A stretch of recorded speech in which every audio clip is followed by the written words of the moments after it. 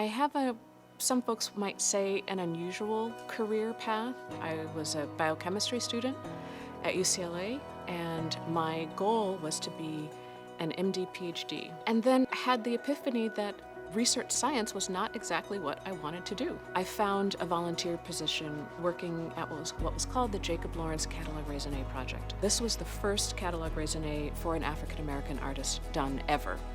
And he happened to live here in Seattle. And it turned into a full-time job, working directly with the artists, working directly with the collectors of the artists, talking about what motivated them to collect. What does this art mean to them? The stories about social justice, the African-American experience. And from there, after that was completed, I started what was called the Central District Forum for Arts and Ideas, an organization that presents and produces African-American related programming that really, again, expresses this universality of this experience in the United States. I was very involved civically, boards, nonprofit trustee, foundation trustees. I was the CEO of this organization.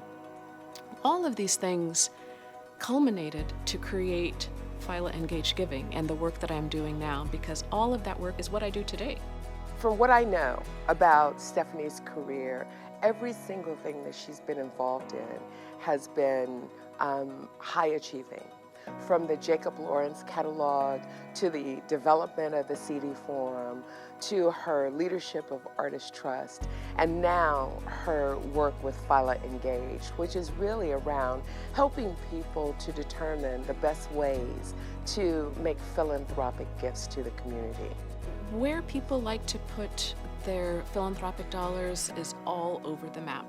We have everything from arts to agriculture to conservation and animals, to economic justice, gender equity. I will say, and I think it's the nature of being a Black-led firm, one of maybe two around in the country, that folks who do come to us typically have some kind of interest in racial equity, and I feel really happy to be that person behind the scenes that can help push them out there and get them to feel really good about what they're doing and bring others along.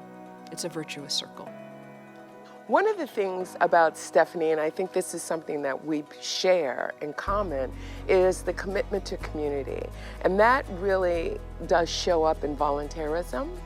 And I think that we both understand that a really great way to gain information and to really understand our communities is to volunteer. My first style of employment was actually a volunteer job that my mother pushed me to do at the Museum of Flight. I've always really been interested in flying since as little as I can remember. She herself has also volunteered her time at numerous organizations, and she's just made me see the value in volunteering.